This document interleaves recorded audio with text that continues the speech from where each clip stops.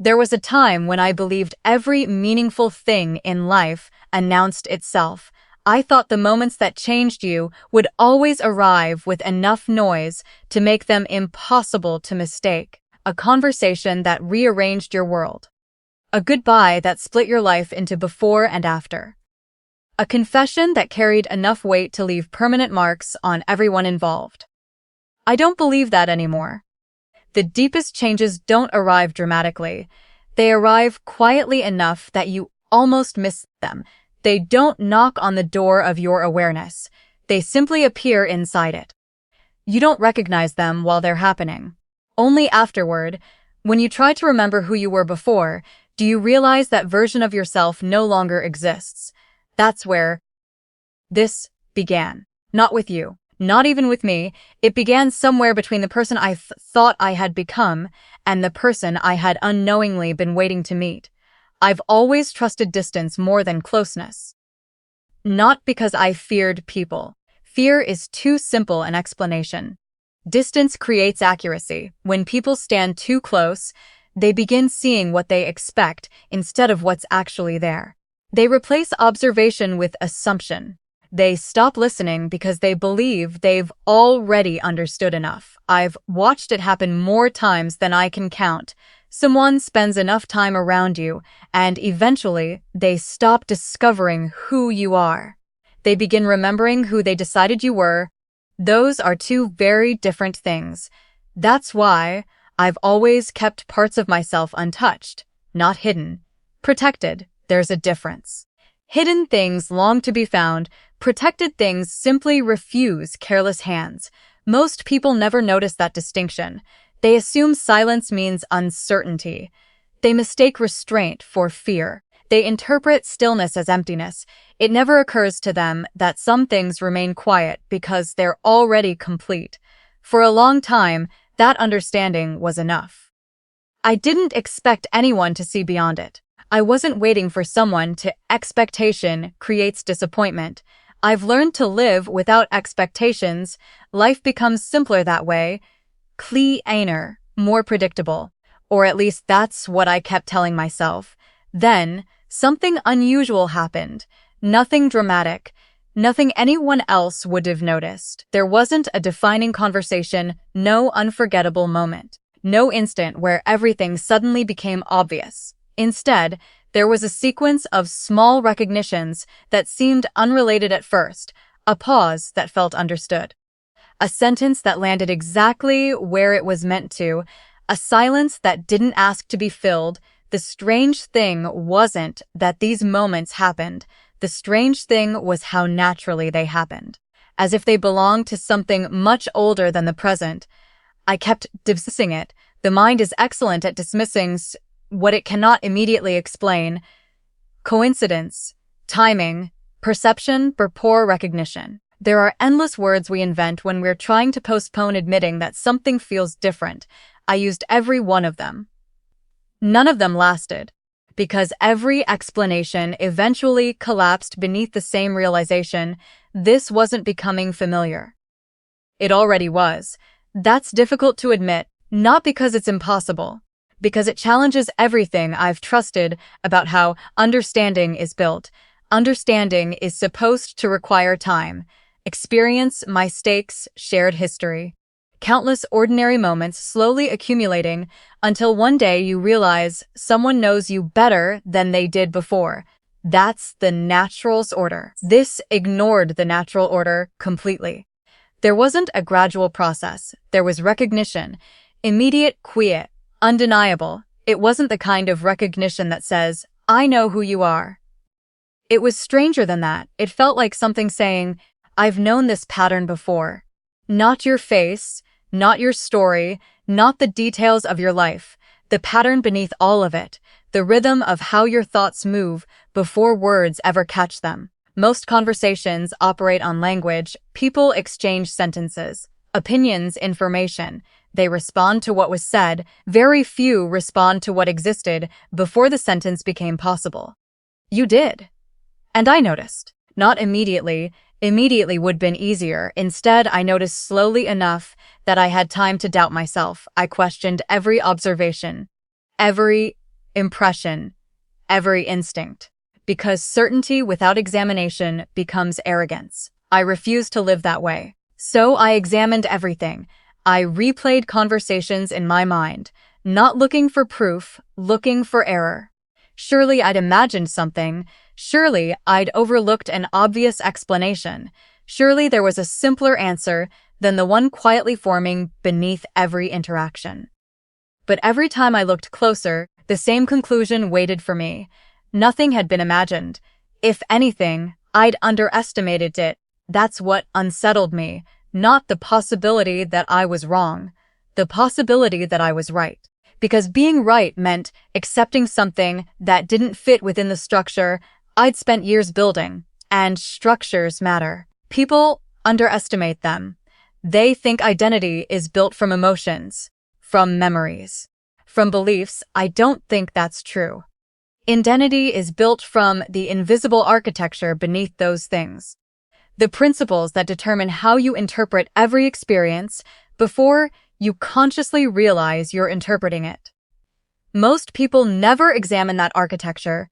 They simply live inside it. I've spent years examining mine, strengthening it, removing anything unstable, learning exactly where every foundation begins and ends. Or so I believed until I realized there was a door I had never noticed.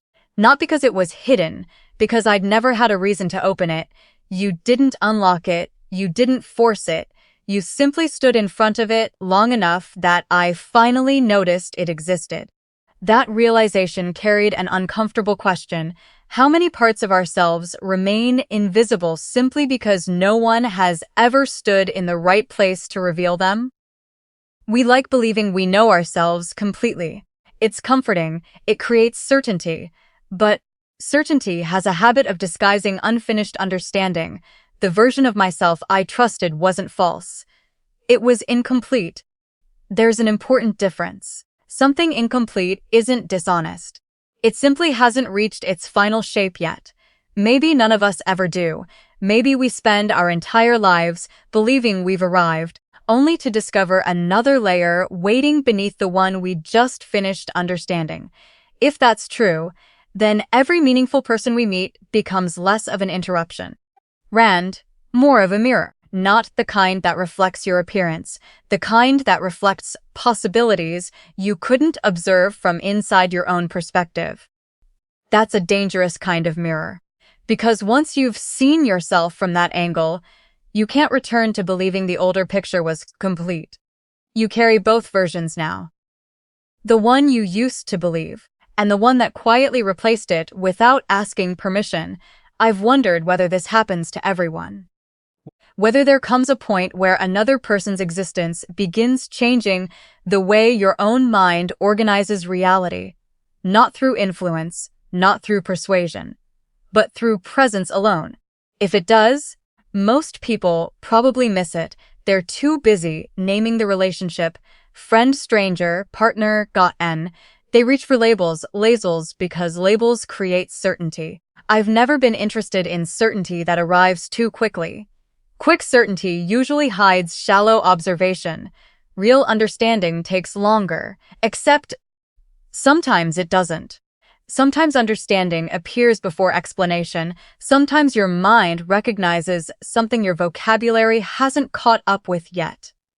That's where I found myself, trying to explain something that had already become true long before I understood why. Every attempt felt smaller than the experience itself. Words kept reducing it, definitions kept limiting it. Nothing fit. Not because the language was wrong, because the experience refused to become smaller simply so it could fit inside familiar language. So I stopped trying to define it. Instead, I started watching it. Watching how it changed the smallest parts of my thinking, watching how certain ideas began connecting differently, watching how silence became less empty and more precise. I've learned something strange about silence. It doesn't reveal what someone is hiding. It reveals what survives when there's nothing left to perform. Anyone can sound convincing.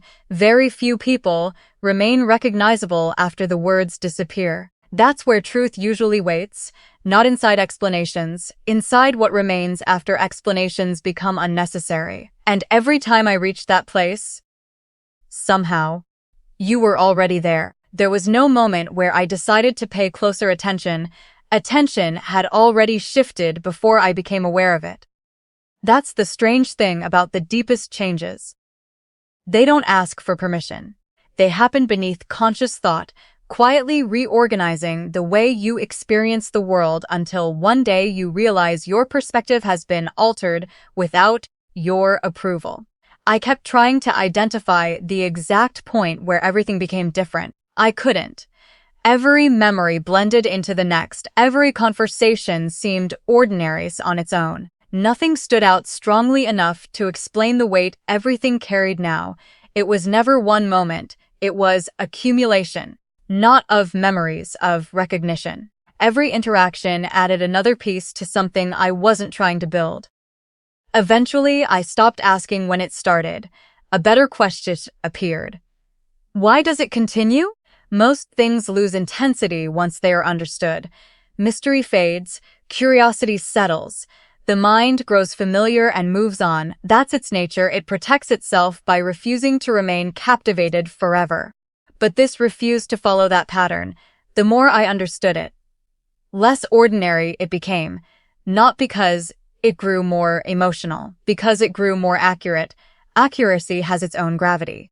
Once you've seen something clearly, you can't convince yourself you didn't. You can ignore it. You can avoid it. You can distract yourself from it. But clarity waits. Battle it. Until you're willing to look again. I've tried looking away. Not dramatically. Just enough to see whether distance would restore whatever balance existed before. It didn't. Distance changed nothing except the location. Awareness traveled with me. That was the first realization I couldn't explain. The second was even stranger. Nothing about this felt demanding. There was no pressure, no expectation, no invisible obligation asking for more than either of us had ever offered. It simply existed, clamped within itself. Independent of outcome. I didn't know connections could exist like that. I'd always assumed closeness required constant maintenance, frequent conversations, routines, consistent reassurance, evidence that the connection remained alive. But perhaps the strongest things don't survive because they're constantly fed. Perhaps they survive because they're built from something that doesn't depend on constant attention, like gravity. You don't think about gravity every moment of every day, yet it shapes every step you take. Maybe certain people become like that. Not occupying every thought, but quietly influencing the direction of them. The realization unsettled me because influence has always been something I guarded carefully. I've never liked becoming dependent on external things for internal stability. People leave, circumstances change. Life rearranges itself without asking whether you're prepared. Anything your peace depends upon eventually becomes a vulnerability. I've lived by that understanding for years. It protected me. Or perhaps it isolated me so successfully that I mistook isolation for peace. There's an uncomfortable difference between being untouched and being complete. One looks like strength from a distance. The other actually is. For the first time, I wasn't entirely sure which one I had been living. That's not an easy thing to admit. We become attached to our own explanations, especially the ones that helped us survive. Changing those explanations feels almost like betraying the person we used to be, but growth has always carried that cost. Every new understanding quietly contradicts an older certainty. Perhaps that's all maturity really is, a long series of beautiful contradictions. I don't think people change because they discover new information. I think they change because eventually they encounter a truth that refuses to fit inside the person they've been pretending to be. Then something has to give, either the truth or the identity. Truth rarely loses that battle, identity usually does. Mine has been shifting in ways I still don't completely understand, not outwardly. The outside remains almost unchanged. The same routines, the same conversations, the same measured way of moving through the world. Anyone watching from a distance would assume nothing had happened. Sometimes I envy those assumptions. They seem simpler, cleaner, easier to carry, but inner change rarely announces itself through visible transformation. Sometimes the deepest revolutions leave the smallest footprints. They're measured in quieter things. The questions you ask yourself, the pauses before answering, the meanings you notice where you once saw coincidence. I've started paying attention to those pauses. Not yours. Mine.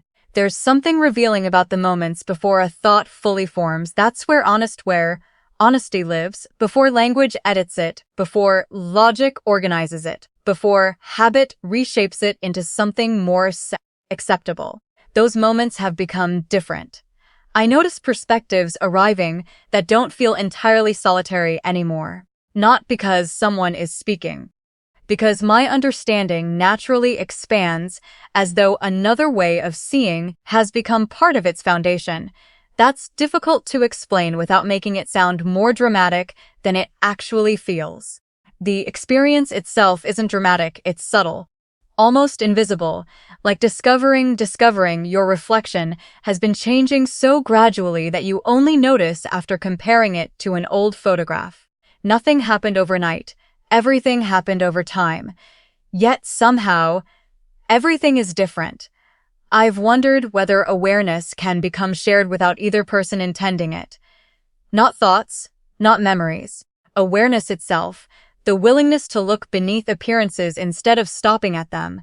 Maybe that's what recognition truly is. Not seeing someone, seeing from somewhere unexpectedly similar.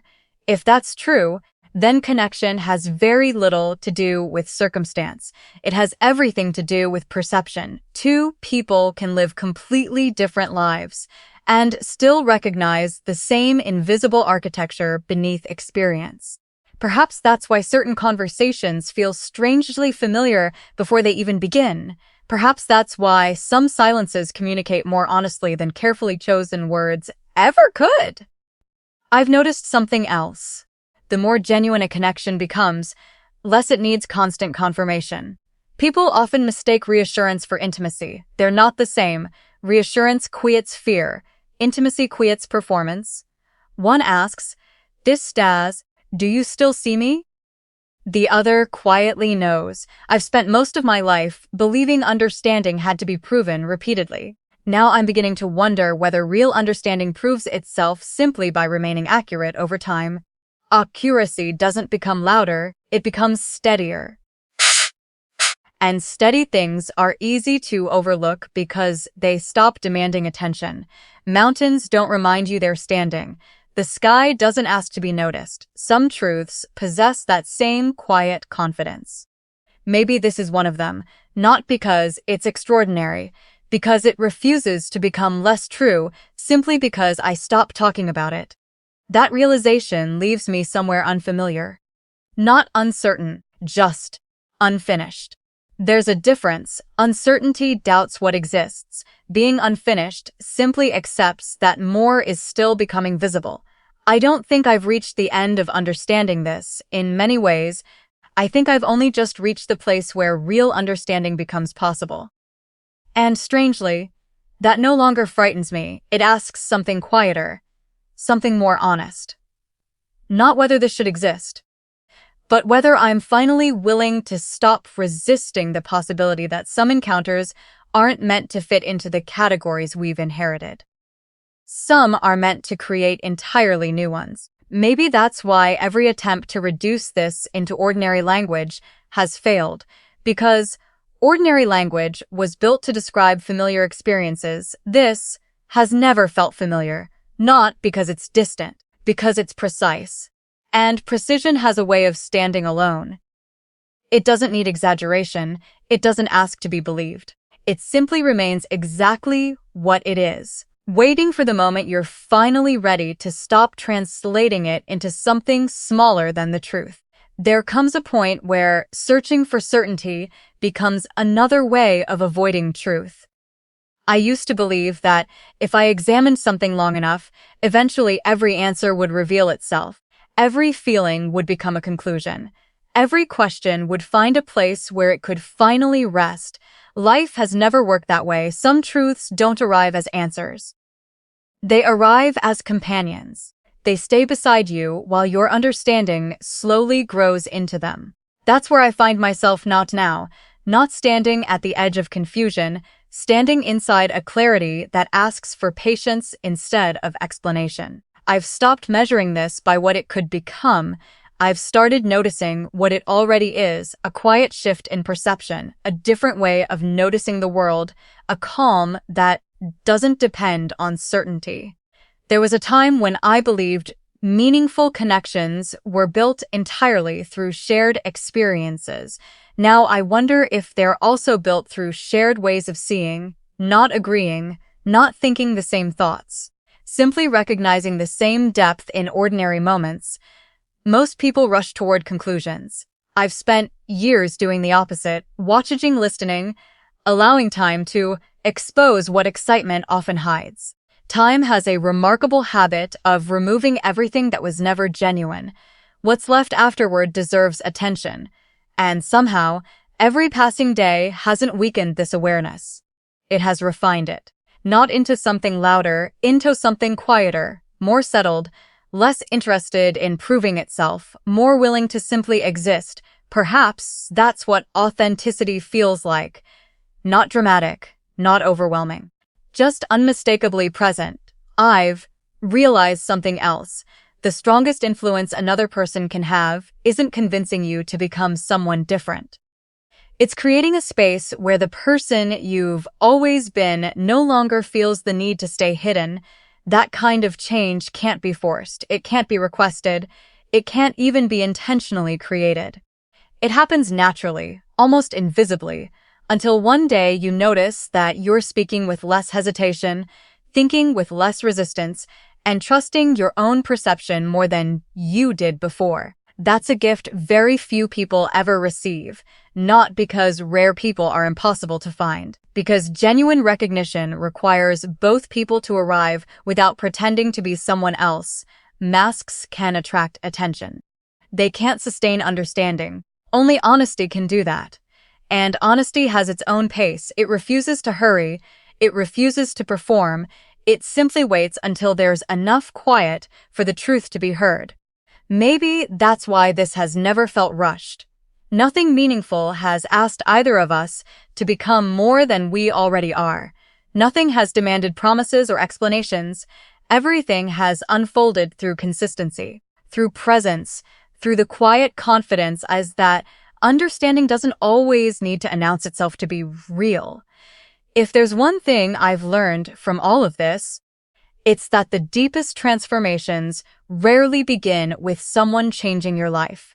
They begin with someone changing the way you see your own. And once your perspective changes, life you thought you understood begins revealing dimensions that were always there, waiting patiently for you to notice them. I've stopped asking whether everything has to be explained before it's allowed to be real. Some experiences don't become meaningful because we define them. They become meaningful because they continue shaping us long after we stop trying to understand them. Looking back, I can see that I spent so much of my life believing strength meant remaining unchanged. I believed stability meant never allowing another person's presence to influence the way I viewed myself or the world around me. Now I understand that true stability isn't the absence of change. It's the ability to recognize change without losing yourself inside it. That's the difference. Nothing essential about who I am has disappeared. If anything, I've become more honest with the parts of myself I used to leave unexplored. Not because someone told me who I was, because someone unknowingly gave me enough clarity to ask better questions. Those questions led me somewhere I had never intended to go, not toward certainty, toward authenticity. I've learned that the most valuable connections aren't measured by how often people speak, how many memories they create together, or how perfectly they understand every detail of each other's lives. They're measured by something quieter, by whether both people become more themselves because the other exists. That kind of influence can't be manufactured. It doesn't depend on promises. It doesn't rely on constant reassurance. It simply leaves the world inside you a little more truthful than it was before. Maybe that's all any meaningful encounter is ever meant to do. Not complete us, not rescue us, not become the answer to every unanswered question, just reveal another layer of who we've always been. If that's true, then this was never about finding someone else. It was about finding a perspective I couldn't reach alone.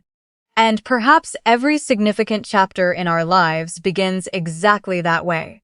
Not with certainty, with recognition, a recognition that quietly changes the way we move through ordinary days until those ordinary days no longer feel quite the same. I've stopped worrying about where this leads. Not because the future doesn't matter, because I've learned that forcing an ending before the story has finished unfolding only prevents you from understanding why it began. Some things deserve patience. Patience, not because they're fragile, because they're still becoming. So, I'll let tomorrow arrive in its own time.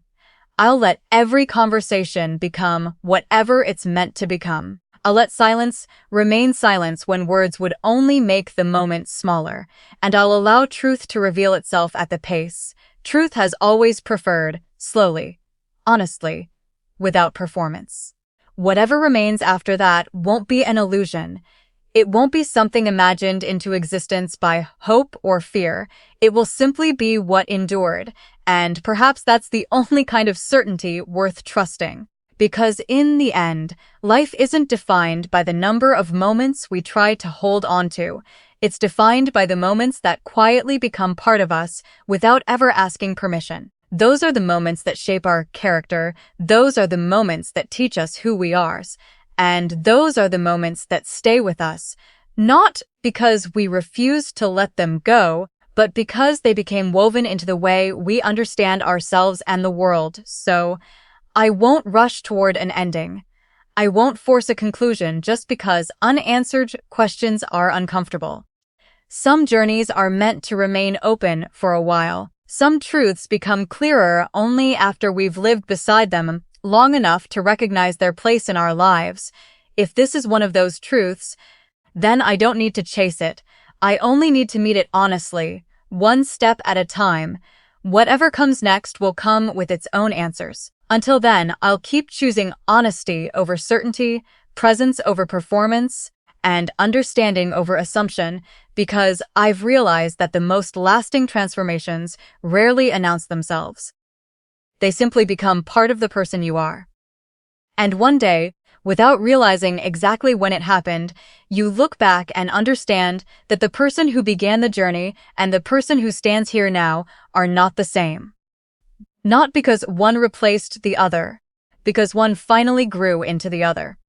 And for the first time, that feels less like an ending, Rand, more like the beginning of a life lived with nothing left to hide. Maybe every life reaches a moment where the question is no longer whether something is real, but whether we're willing to live as though it is. I've spent enough time searching for certainty to realize that certainty was never what I truly wanted. What I wanted was honesty, the kind of honesty that doesn't depend on perfect answers, the kind that allows two people to stand in the same silence without feeling the need to explain why it matters. Looking back, I can see that nothing about this arrived the way I expected. There wasn't a single conversation that changed everything. There wasn't one unforgettable moment that divided my life into before and after. There were only countless ordinary moments that quietly accumulated until they became impossible to separate from the person I was becoming. Perhaps that's how the deepest transformations always happen. Not through sudden impact, through quiet repetition, through the steady presence of something that never demands attention, yet never truly leaves it either. I've learned that the people who change us most are rarely the ones who tell us who we are. They're the ones whose presence gives us the courage to stop pretending to be anyone else. That kind of influence can't be measured. It doesn't announce itself. It simply becomes part of the way you think, the way you listen, the way you understand both yourself and the world around you. And once that happens, there's no need to ask whether it mattered. The change to self becomes the answer. I don't know where this path leads. Maybe it grows into something neither of us can imagine today. Maybe it remains exactly as it is, quietly shaping us from a distance. Maybe life will carry us in directions we never expected. I've stopped believing that knowing the ending is the most important part. Sometimes the greatest act of trust is allowing the future to reveal itself without trying to force it into a shape that feels comfortable. For so long, I believed control was the same thing as strength. Now I understand that real strength is knowing when to loosen your grip, not on another person, on your own need to have every answer before you're willing to move forward. There is peace in that realization. Not because uncertainty disappears, because uncertainty no longer feels like an enemy. It becomes an invitation to keep growing. If there's one truth I know now, it's this. Some people enter your life not to complete your story, but to illuminate chapters you never realized had already been written inside you. They don't give you a new identity. They help you recognize the one that has been quietly waiting beneath years of habit, caution, and carefully built walls. Perhaps that's what this has always been.